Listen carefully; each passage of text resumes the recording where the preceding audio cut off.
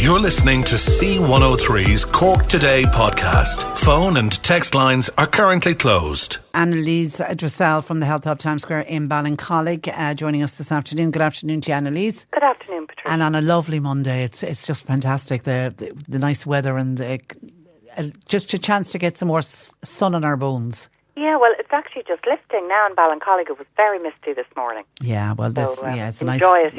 If Yeah, you're that's it. in the sun now, enjoy it. Yeah, that's it. Okay, straight into questions. Question for Anneliese, please. My daughter, who's 12, suffers with acne. Now, she's been taking Viridian Clear Skin Complex and she uses Cerva Hydrating Cleanser. Been doing that for quite some while, but to be honest, it really isn't improving. Is there anything else that Anneliese would recommend? And it's those teenage years, isn't it, and acne, and it can be dreadful for... Oh, it's dreadful for them, Patricia, especially because everything now is about selfies and their lives are lived online. So the Viridian Clear Skin Complex is a great product, actually, but it doesn't work for everybody, and that's where it gets a little bit more complicated. So at the age of 12, really, it is probably hormonal. You know, it's very much puberty is causing it. So it's really about hormone balance and liver support so that the body is getting rid of getting rid of old hormones. I'd nearly go and work with a nutritional therapist because I think with the Clear Skin Complex, it probably works for 1 in every 2 people, but the other one that it doesn't work for, it's a lot more difficult to get the skin back to rights. But generally, what I would recommend if I had someone coming into my clinics would be, the first thing I would try a dairy-free diet. And the reason being is that dairy is full of something called insulin-like growth factor because they need to grow the calves very, very quickly, and this actually drives androgens in the human body. So it'll definitely cause more acne. So for some people, cutting out dairy is a big factor. I'm making sure that the liver is working well, taking a liver support that has got some sulfur in there because that's what you want for hormone detoxification. So you're looking for something like milk thistle, artichoke, dandelion, Terra Nova do a lovely one of those. There's another great liver support one by NHP. It's called Advanced Liver Support, and that would be very good. And then maybe taking a magnesium and a B6 supplements for hormone balance, and maybe give that a go for a couple of months. And there is actually a product that we get good feedback on, which is the Salcura Anti-Ac, and it's not an expensive face wash. And they also do a spray, and we get very good feedback on that for people with acne. And if that doesn't work, then unfortunately there's not much else around the natural route you can do. Okay, good luck with that. Actually, stay on liver issues because, hi Anneliese, is there anything you could recommend to get rid of fatty liver? It isn't drink related, and by the way, I'm not overweight. Would you have any suggestions, and also do you know what would cause it? Yeah, it's actually becoming very common, Patricia, and it used to be called... it used to be mostly only seen in people who drank heavily because the alcohol which is basically sugar in another form, was converted to fat and stored in the liver. It's called non-alcoholic fatty liver, and it is generally as a result of a high carbohydrate, high sugar, high fructose diet, and we're seeing a lot more of it now because a lot of the foods that we're eating have got the high fructose corn syrup added into it. So very common and not necessarily anything to worry about hugely, so long as you can kind of keep it under control. And really it's about managing your diet. So the first thing I would recommend is cutting out absolutely 100% all sugar and sugary foods.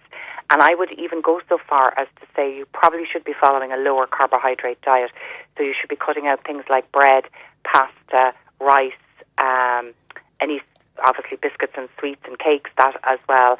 Even potatoes, I'd limit the potatoes as well.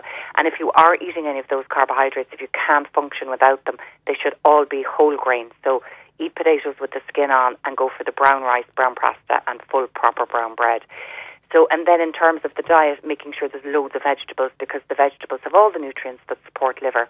And then in terms of supplements, there's a couple that I would recommend. So the first one is milk thistle. Milk thistle is actually lovely because it works to keep the cells of the liver healthy. So it kind of is very much supporting from a very basic root level. And if you can get the liver healthy, then the liver can get rid of the fat. Also, berberine is another lovely one. It's spelled B-E-R-B-E-R-I-N-E. Some people might be familiar with the tree. It's a beautiful looking red kind of tree with kind of disc-shaped leaves in the garden. And berberine is, in some studies, has been shown to be as effective as metformin, which is the type 2 diabetic drug. So that will help make your cells more sensitive to glucose, and the better that you handle glucose, the less likely it will be converted to fat and stored in the liver. So that, in conjunction with the diet, the two of those would help. And then for some people, if there is any precursor or any pre-diabetes, I would also add alpha-lipoic acid, and this has a hugely protective effect for not just the liver cells, but for all cells around the body. Okay, hi Anneliese. Anything that you could recommend for mood swings due to the menopause? I can be very down, I can fly off the handle, just simple outbursts. It's like PMTs reversed. I'm in my late 50s, I do exercise and I eat a good diet. Any suggestions, please? Yeah, so I think at the most basic level, Patricia, I would recommend magnesium and B6. So B6, you need at least 50 milligrams of B6, and for some people it might cause a little bit of finger tingling. If that's the case, cut it back to 25 milligrams a day. But B6 is wonderful for teenagers who suffer PMT or for menopausal women that have got that fluctuating mood. But generally what I think probably would work the best is to take plant-based estrogens, or else go to your doctor and have HRT. Now, these won't be suitable if there's any family history of cervical or breast cancer, but if that's not the case, they are absolutely fantastic and they make a huge difference. Now, HRT for some people is a life changer, Patricia, but I've had also people who do not do well on HRT, and the plant-based ones seem to work very well for most people, including those who don't do well on HRT. So the plant-based estrogens generally come from either soya or things like linseeds, chia seeds, lignans they're called, and they have an estrogenic mimicking effect in the body. And the ones that we get great feedback on here is the Nutri-Advanced Mega Mag Perimenopause Support, and it also has the magnesium and B6 in there for mood. It has a bit of shatavari for mood. It has got sage in there for the hot flushes, and it's got ashwagandha and rhodiola, which are lovely for mood, especially if there's a lot of stress going on. So I would definitely start off with that one. And then some people do well on the Revive Active Menoactive. That's another nice one that has got some of those mood balancing things in there as well. And you can take those, Patricia, for as long as you want. I think HRT now, they're even recommending that you take right up into your late 70s and 80s. Yeah, they've completely changed their views and their minds on that. Okay, Paula wants to know, would you have a natural remedy for an itchy scalp? So itchy scalp is either one of two things. It is either a dandruff, which is a fungal problem, or it's dermatitis, which generally is an allergy. And a lot of people are allergic to sodium lauryl sulfate, which is put into shampoos and all other things where you require foaming.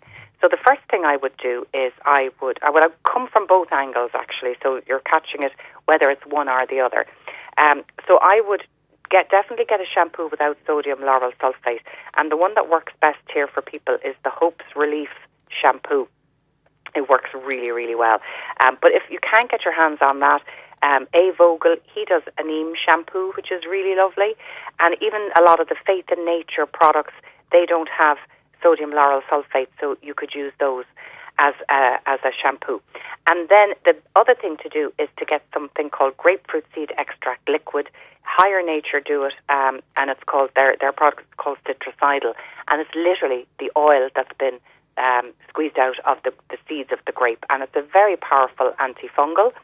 So what I normally suggest to people is that they massage it into the scalp and leave it sit for about 10 minutes before washing their hair, and then just wash it out. And once it's cleared up, you can just simply add it into your shampoo for maintenance. Okay, hi Anneliese. Any recommendations, please? I have shingles. I've had them before a few times. Is there anything I can take that would support my nervous system and my anxiety? Because I really believe it's my anxiety which is triggering the shingles. Yeah, I totally agree with that, Patricia, actually, because it's related to the cold sore virus, and most people who suffer from cold sores will tell you that if they get stressed or run down at all, they'll get a cold sore. So the shingles virus is very similar to that virus. So you could take lysine on a regular basis to try and help suppress that virus. You're going to need at least 1,000 milligrams a day. The other thing I would be sure to do is support the immune system, because that virus never leaves your body. It's always in your body, but it just remains dormant. Your immune system keeps it suppressed. But if your immune system is struggling, that's where it can rear its head.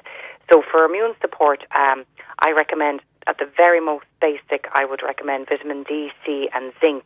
But if you can get your hands on an elderberry the BioNutri elderberry complex is lovely.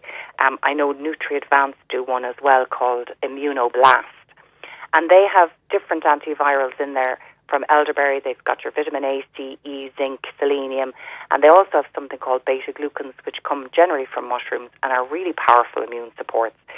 So that's what I would do in terms of prevention. And then to answer the second question, which was about anxiety, there's two different approaches for anxiety, I find. One for that works in the immediate moment to help you feel calmer, and then one that strengthens your ability to cope with stress so that you're less likely to feel anxious. So for the first one, for the immediate, either CBD oil, the cannabis oil, or L-theanine can work very quickly to take the edge off any anxiety. And then in the long term, you're looking at ashwagandha and rhodiola, fantastic herbs to help improve your abilities to cope with stress. Okay, a listener has been diagnosed with a twisted gut and also suffers with constipation. I don't know if they go hand in hand. Is wondering, should the twisted gut be treated, and are laxative dangerous to be taking a lot? So twisted gut sounds to me like that the whole intestine is twisted around. So that would be a physical blockage, Patricia, which I think would be very dangerous. So I think definitely would require medical intervention to untwist it, because I think no matter how many laxatives you take, if it's twisted so that it's very hard for anything to move along at all, that would be a huge problem. So sometimes people might say they had a twisted gut if things weren't moving well enough. So possibly it's just a term that some people use. In which case, natural-based laxatives are safe to take and are safe to take long-term, and they're actually much gentler. So what I normally recommend to people is, if they're very constipated, is take your pharmaceutical laxatives first from the chemists and get everything cleared out. And then once you've kind of had a good clear out, maintain it by taking things like psyllium husk, which is a lovely gentle fibre. It helps to soften a very hard stool and would be very suitable if you had a twisted gut as well, or if their gut was in any way was contorted, because it'll help smooth the passage of food through the gut. And then the other thing is aloe vera, which is lovely too. Magnesium can help if it's a lazy gut. So if it's very slow and sluggish, that can help hugely as well. And there's something called Aloe Complex by a company called Aloe Pura, and that's a mix of, I think, rhubarb, magnesium, aloe vera, and a few other bits. And it's a very safe and nice natural laxative that you can take to help things along as well. Okay, all right, we'll leave it there, Anneliese. Have a good week, and we'll chat next Monday. Thanks for joining us. That is Anneliese Dressel. Her website is healthhubstore.com, and this afternoon she'll put up all the items that we discussed today as heard on the radio.